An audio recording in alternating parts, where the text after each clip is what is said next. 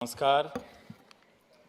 मैं इस पेशे में जिनके सामने बड़ा हुआ हूँ वो आज मेरे सामने हैं, तो मेरा फ़र्ज़ बनता है कि मैं उनके नाम के साथ शुरुआत करूँ।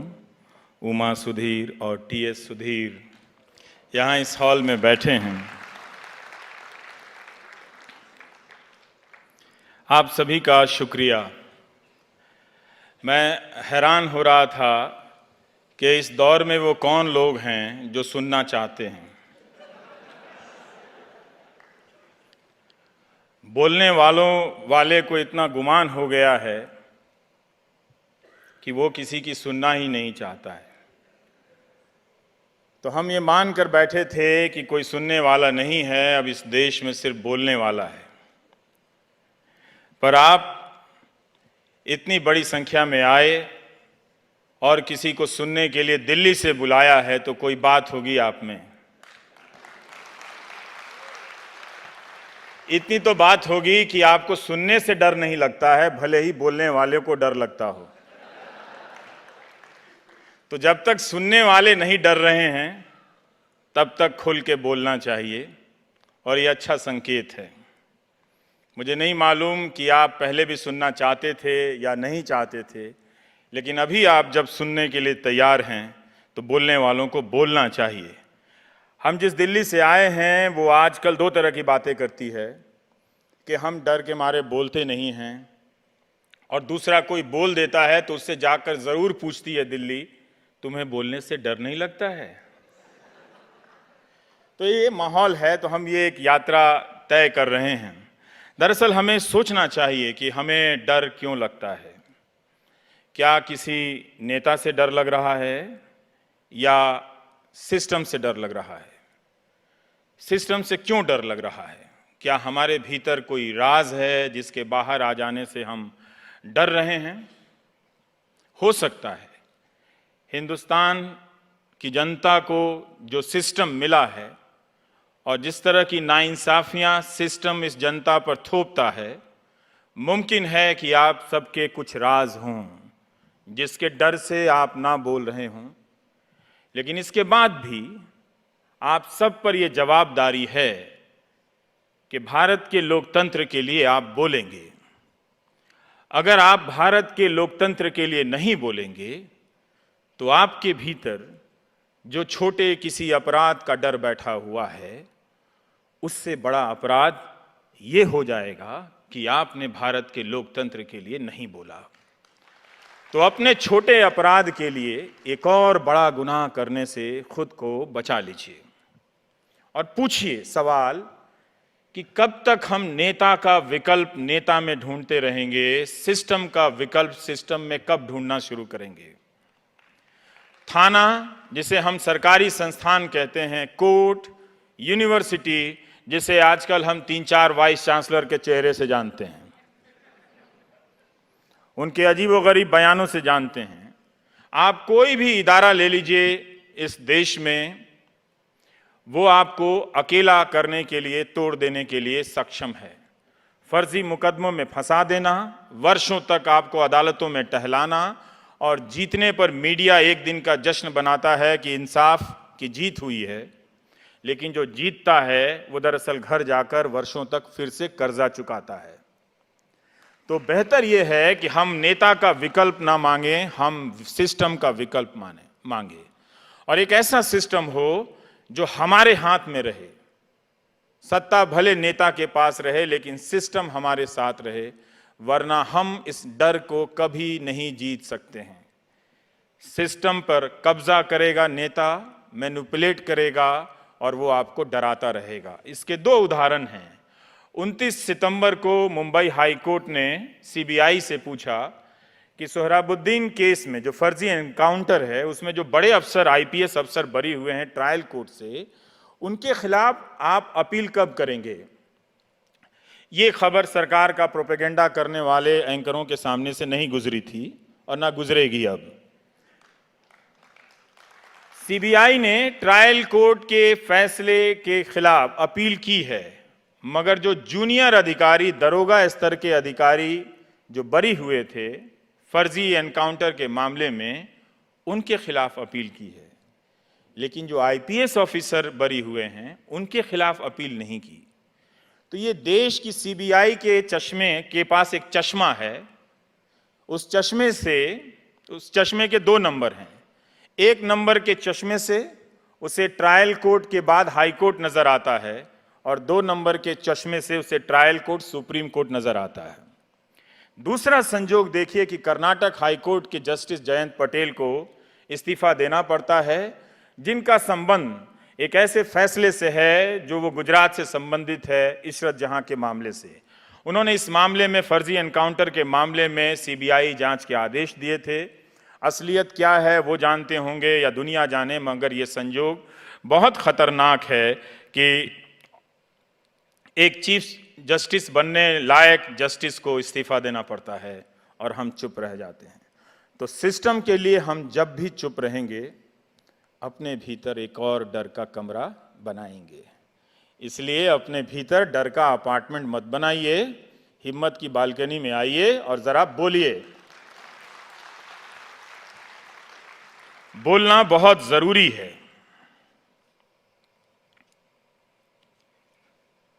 इस ना बोलने के कारण जो समाज को और हमारे लोकतंत्र को नुकसान हो रहा है वो बहुत खतरनाक है।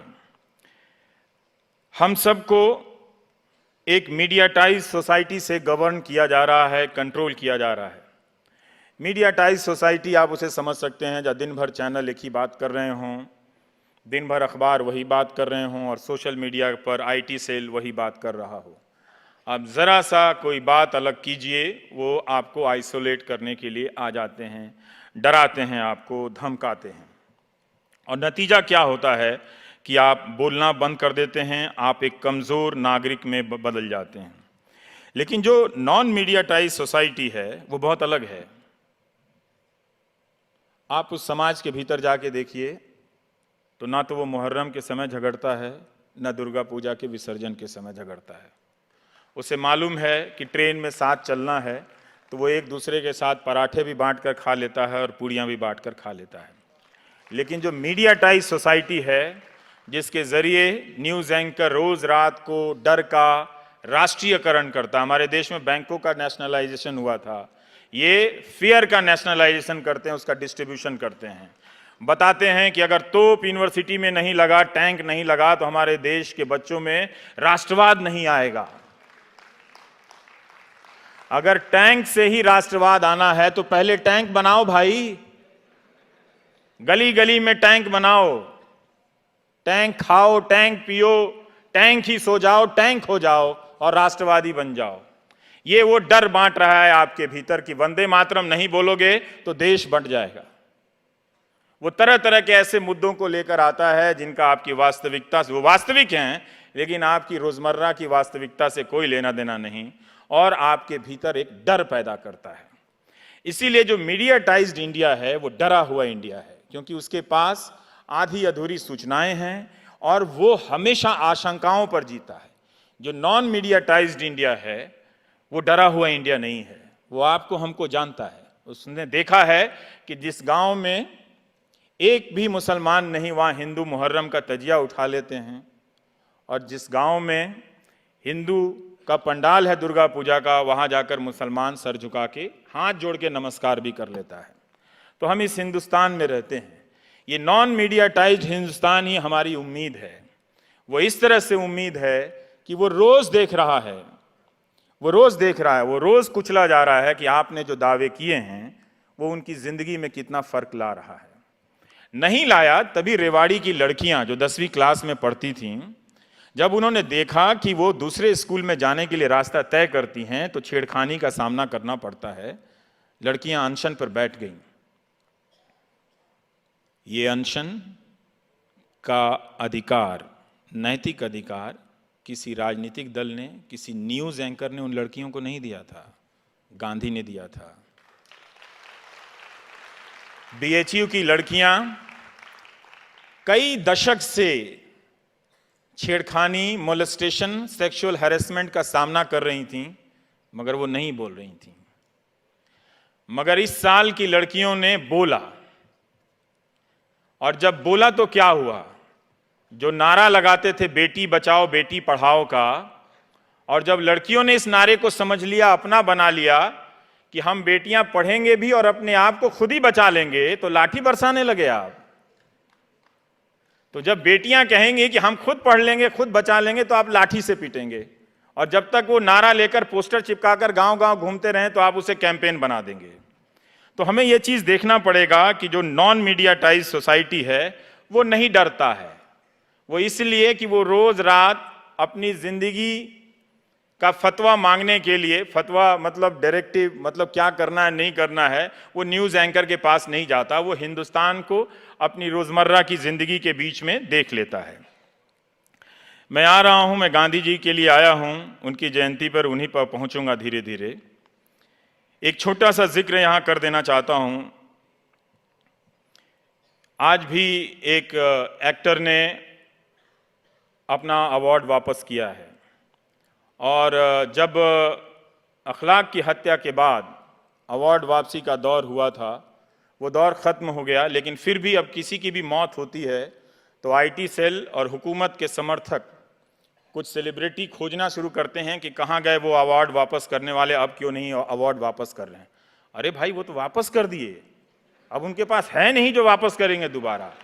आपने जो 3 साल में जिनको दिया है उनसे कहिए ना कि वापस करें। जिनके पास अभी बचा हुआ है वो वापस करेंगे ना। लेकिन इसमें एक पैटर्न है। पैटर्न क्या है कि वो घटना तो बीत गई। जब वो घटना थी तब आपके सामने दोनों प्रकार के तथ्य थे। कितने किस मात्रा में थे वो आप जानते होंगे, कौन सा चैनल देखते हैं, कौन सा प्रोपेगेंडा आप कंज्यूम करते हैं, ये आप पर निर्भर करता है। लेकिन समय के साथ आप भूल गए कि उसके फैक्ट्स क्या हैं। लेकिन जो उसका परसेप्शन है, इमेज है, वो कैरी कर रहा है अभी तक वो अवार्ड वापसी गैंग कह रहे हैं। लेकिन सच्चाई क्या थी उसकी? 30 अगस्त 2015 को एमएम कलबुर्गी की हत्या होती है और साहित्य अकादमी हत्या की निंदा नहीं करता है और शोक प्रस्ताव पास नहीं करता है। उसके खिलाफ लोगों ने अपना अवार्ड वापस किया था कि ये साहित्यकारों की कैसी संस्था है कि एक मारा जाए और निंदा भी ना करे। तो 5 सितंबर को उदय प्रकाश ने अपना अवार्ड लौटाया और इस बीच 40 लोग लौटा चुके। तब जाकर 23 अक्टूबर को या 23 सितंबर को साहित्य अकादमी निंदा करता है और शोक प्रस्ताव पास करता है।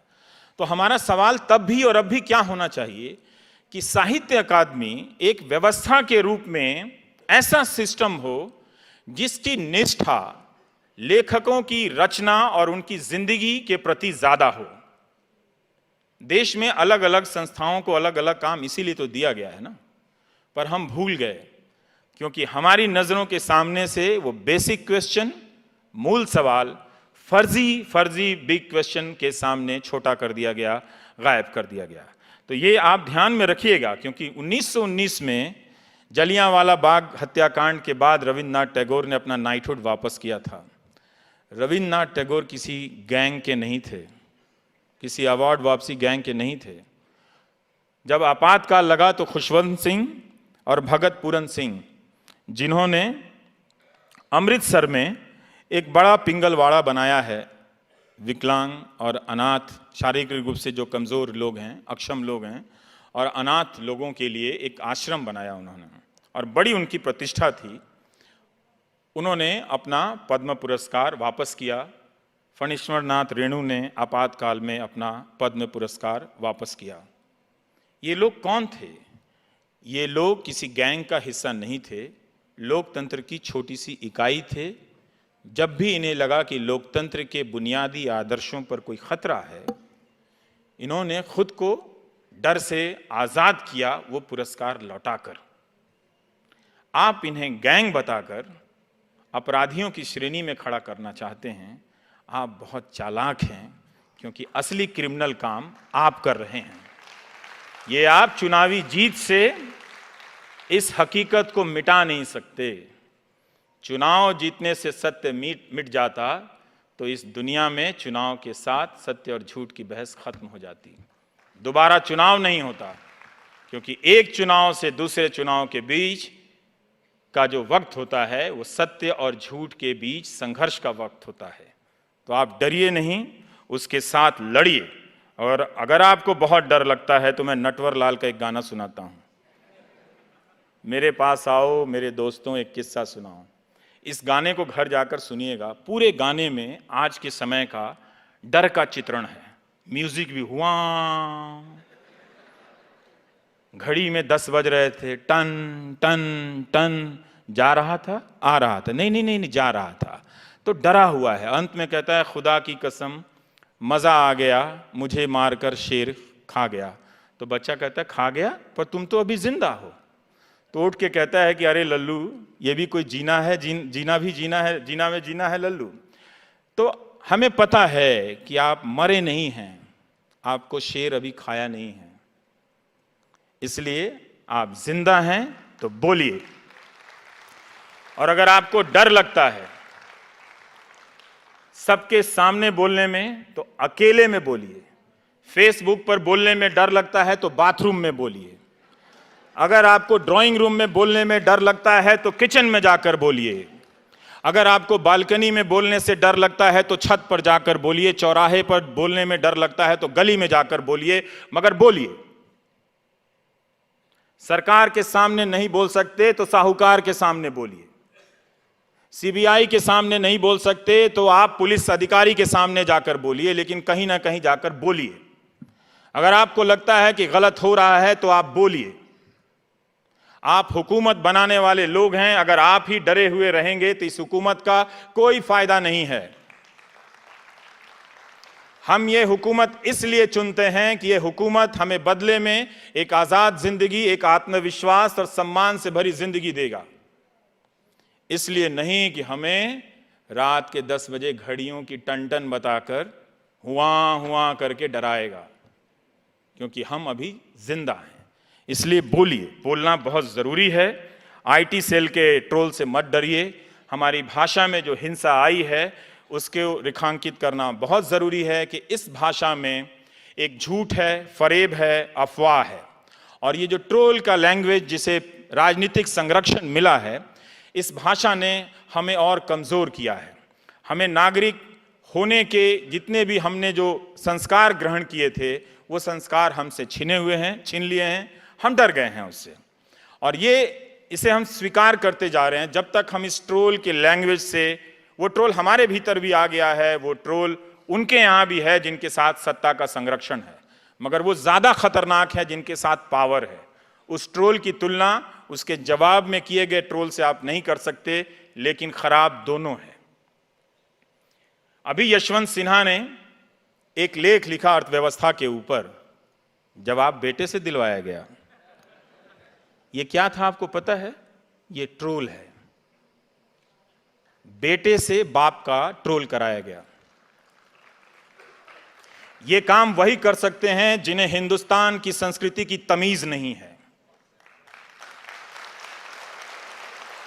ये नचिकेता और वाजश्रवा का बहस नहीं चल रहा था। कोई और बोल सकता था, फिर उसके बाद बेटा भी बोल सकता था। लेकिन ये बहुत खराब है कि बेटे का इस्तेमाल किया आपने बाप को जवाब दिलाने के लिए। नहीं करना चाहिए था। ये है ट्रोल, डराना।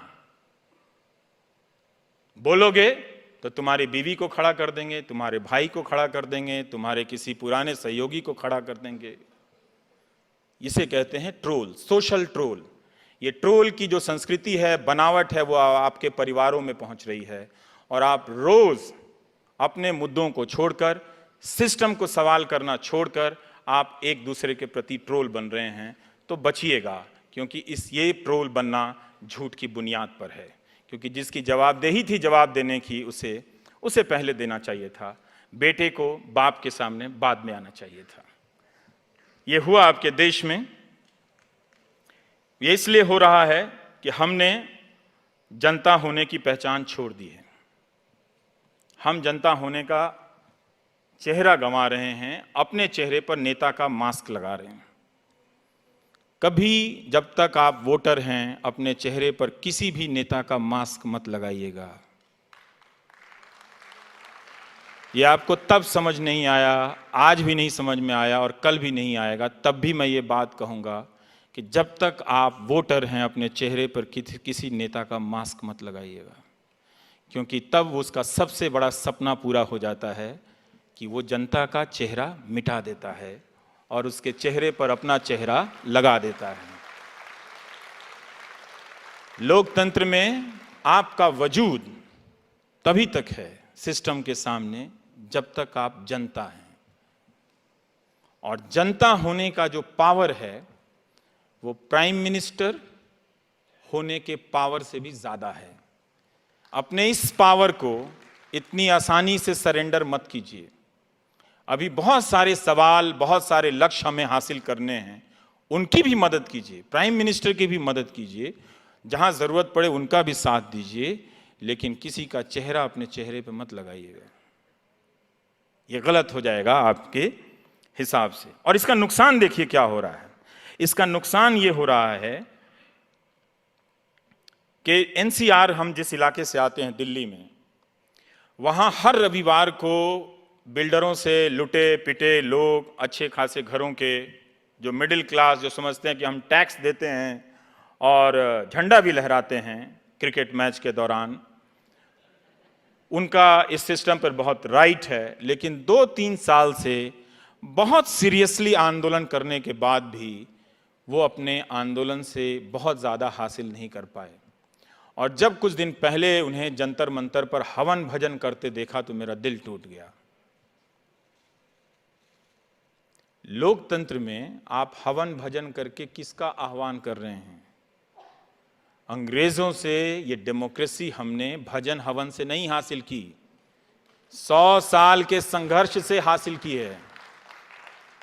ये उस 100 साल के संघर्ष की कसम है आप पर कि आप अपना कुछ भी इस लोकतंत्र में हासिल हवन और भजन से नहीं करेंगे, संघर्ष से करेंगे। तो जब उन्होंने अपने संघर्ष को सरेंडर किया, जनता होने के अधिकार और पहचान को सरेंडर किया, तो हवन भजन करने लगे। वही हाल सूरत के व्यापारियों का हुआ, जीएसटी से परेशान हैं। जैसे अभी निखिल बता रहे थे कि प्रदर्शन करने की जगहें कम हो रही हैं, जगह भी तो कम, जगहों के साथ साथ वो प्रदर्शन करने की आवाजें कम हो रही हैं। हाय हाय, मुर्दाबाद, जिंदाबाद, ये तो सामान्य बात है। ये नेता ने अगर ऐसा नारा नहीं सुना तो नेता क्या हुआ? वो नेता ही नहीं हुआ इस देश में। लेकिन सूरत के व्यापारी मुर्दाबाद नारा नहीं लगा सके, हाय हाय नहीं कर सके, रोते रहे और वो भजन गा रहे थे, साईं भजन गा रहे थे। और मैं आपको वो दिखाना चाहता हूं कि साईं भजन में वो क्या गा रहे थे। मैंने लोगों से पूछा कि क्यों आपकी लड़ाई का असर नहीं होता है। उन्होंने कहा कि मालूम नहीं, हम आंदोलन कर रहे हैं लेकिन रवि साहब हम लोग बहुत डरे हुए हैं कि कुछ भी हो सकता है हमारे साथ। हम लोग सरकार हमें सेल्स टैक्स और आपका इनकम टैक्स छोड़कर हमें फंसा सकती है। तो इसके डर से वो लोग साईं भजन गाने लगे। और साईं भजन क्या था? कपड़ा व्यापारी कहता है दिल से, कपड़े से जीएसटी को हटाओ, दिल्ली वाले मोदी जी सुन लो, आया है दर पे कपड़ा व्यापारी। मुझे अच्छा नहीं लगा था। मैंने उनसे कहा कि आपने ये अच्छा नहीं किया।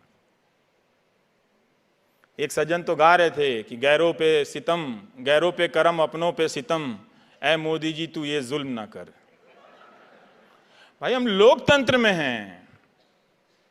अगर आपकी समस्या है तो आप अपने नारों को, आवाज को बुलंद कीजिए।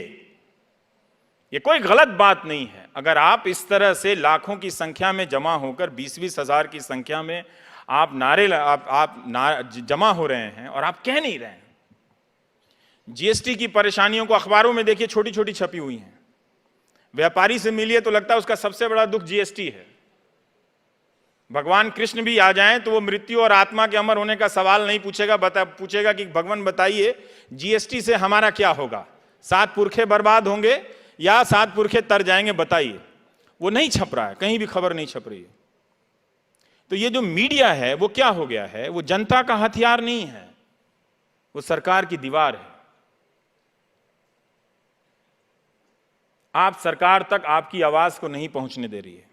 सरकार आपकी आवाज नहीं सुनना चाहती, वो चाहती है कि वो सिर्फ अपनी आवाज अपना ही बात करती रहे।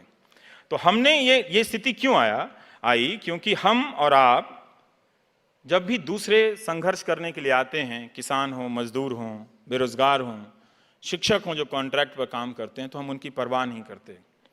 पुलिस वाले आते हैं, आराम से लाठियां उनके पीठ पर दाग जाते हैं, हम चिंता नहीं करते हैं। हैदराबाद यूनिवर्सिटी में रोहित वेमुला के साथ हुआ, शहर को खड़ा हो जाना चाहिए था कि एक स्टूडेंट की बात है, आप उसका राइट्स प्रोटेक्ट होना चाहिए, लेकिन उसकी आइडेंटिटी तलाश की जाने लगी, वो अलग कहानी है। तो हम उसकी चिंता नहीं करते। तो उन्हें पता है कि आप हमेशा चुप रहने वाले हैं, तो आपकी जब बारी आएगी तो कौन आपके साथ आएगा? क्योंकि जब आप मीडिया सरकार का सहारा लेकर बोलने वालों को 3 साल से डरा रहा था, बहुत से लोग मीडिया का साथ दे रहे थे, लेकिन वो इस साथ देने में भूल गए कि ये मीडिया एक दिन उनको भी डराएगा। इसीलिए हारकर कपड़ा व्यापारियों को यकीन नहीं है कि वो जब नारे बुलंद करेंगे तो नारों की गूंज टीवी चैनलों में गूंजेगी। एनसीआर के मिडिल क्लास जो ईएमआई और रेंट दे रहे हैं, गरीब हो गए, करते करते मर गए हैं वो लोग बेचारे। सोचिए, हर शनिवार रविवार को जाकर वो बैनर लेकर प्रदर्शन करते हैं, अखबार में छपता भी है मगर कोई असर नहीं होता। लेकिन जब आप दूसरों के लिए चुप थे तो आपके लिए भी कोई नहीं बोलेगा, और अंत में आपको भी कुछ नहीं मिला, आप भी एक डरे हुए नागरिक समूह में बदल गए। और ये सारा कुछ आप बर्दाश्त कर रहे थे, अपनी आंखों से देख रहे थे, क्योंकि आप सत्य के साथ खड़े नहीं थे, आप सवाल के साथ खड़े नहीं थे। सत्य के पास पहुंचने का एक ही रास्ता है, तरह तरह के सवाल, दूसरा कोई रास्ता नहीं है। चाहे वो सत्य भगवान के पास हो या वो लोकतंत्र में हमारे सबसे बड़े नेता के पास हो, उस सत्य तक आप सिर्फ सवालों के जरिए ही पहुंच सकते हैं। और सवाल पूछने को लेकर जिस तरह से दबाया गया, कुचला गया, मजाक उड़ाया गया, लोग बहुत महीनों तक चुप रहे। अब उन्हें आदत हो गई है कि ये जो भी बोलेगा उसे ट्रोल करके उसे ख़त्म कर दिया जाएगा, और इसी आदत बनी रहे इसलिए आया फेक न्यूज़, झूठ। गांधी सत्य का प्रयोग करते थे, हमारा टेलीविज़न, हमारा अखबार आजकल झूठ के साथ प्रयोग करता है। पहली बार हुआ कि जब प्रधानमंत्री 15 अगस्त को भाषण देकर गए तो 4 दिनों तक लोग फैक्ट चेकिंग करते रहे कि सही बोले कि नहीं बोले। ये अच्छी बात नहीं है, अटल जी के स्टाइल में ये अच्छी बात नहीं है। वियतनाम की तस्वीर लगाकर छत्तीसगढ़ का पुल बताते हैं, स्पेन मोरक्को की तस्वीर लगाकर आप बताते हैं भारतीय सीमाओं को प्रज्वलित कर दिया गया। आप कहीं और की तस्वीर लगा के कहते हैं कि हमने 50,000 किलोमीटर हाईवे को एलईडी से रोशन कर दिया है। इतनी जल्दी में क्यों हैं आप? अच्छा किया कि आपने हटाया, माफ़ी मांग ली, बहुत अच्छी बात है, लेकिन कुछ तो इसमें पैटर्न है कि आप लगातार झूठ के साथ प्रयोग कर रहे हैं। और ये झूठ के साथ प्रयोग क्या है आपको पता है? पहले लोग आंखों में धूल झोंकते थे, आजकल इमेज झोंकते हैं। तरह तरह के इमेज झोंके जाते हैं। बहुत कम जगहों पर स्वच्छता के नाम पर डस्टबिन लगी, कर्मचारी भर्ती किए गए, और जो मेन होल में जो लोग सर पे मैला उठाते हैं, नंगे बदन जाते हैं, मर जाते हैं, उनके कपड़े तक नहीं आए, लेकिन बैनर पोस्टर अभियान 10 तरह का लग गया, उसका क्रॉस चेकिंग नहीं हुआ। मगर इमेज है, अच्छा हो रहा है, अच्छा तो हो ही रहा है, उससे प्रभावित होकर बहुत लोगों ने अच्छा किया है, लेकिन सिस्टम तो नहीं बना ना, सिस्टम नहीं बना। आपके इंडिविजुअल कंट्रीब्यूशन को सिस्टम का कंट्रीब्यूशन नहीं माना जा सकता, वो उसको कॉम्प्लीमेंट करता है, सप्लीमेंट नहीं करता है।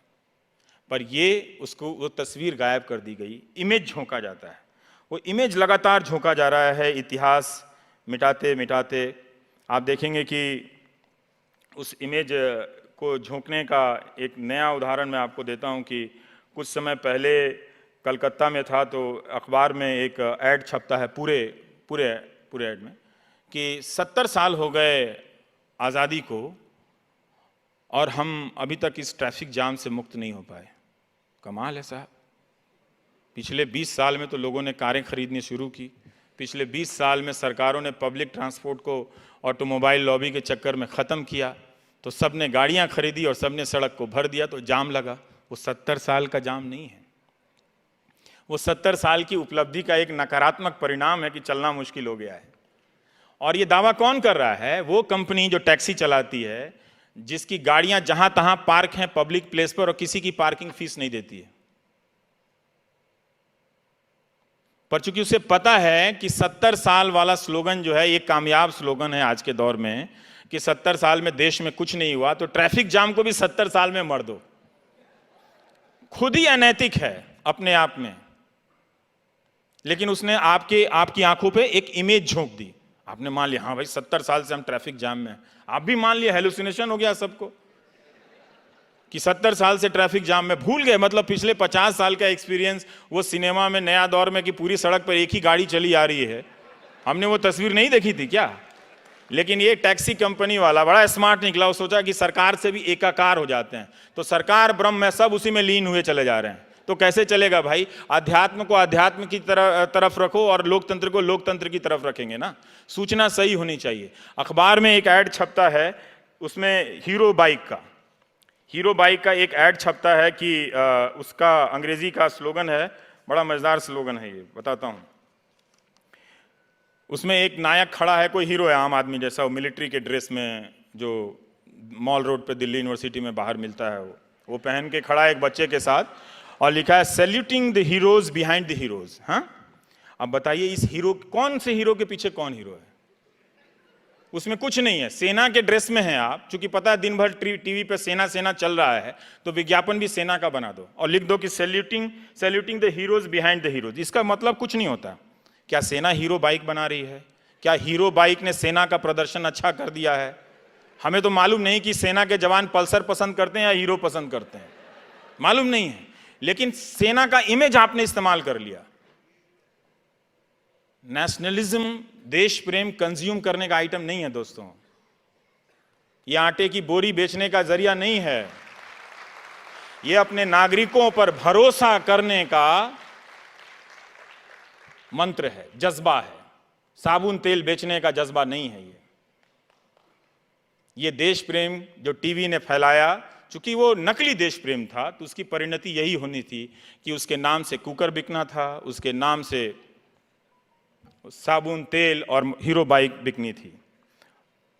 एक और अपने बाबा रामदेव जी हैं, अच्छे हैं। Modi ji make in India चला रहे हैं, कह रहे हैं आओ भाई बाहर से हमारे यहाँ बनाओ। रामदेव जी का ऐड देखिए तो लगता है कि खड़े होकर यहीं सलामी मार दें। कह रहे हैं स्वदेशी, लग रहा है गांधी जी के बाद तो यही आए हैं। कह रहे हैं भगाओ सारी कंपनियों को यहाँ से। भगा कोई किसी को नहीं रहा है, लेकिन विज्ञापन चल रहा है।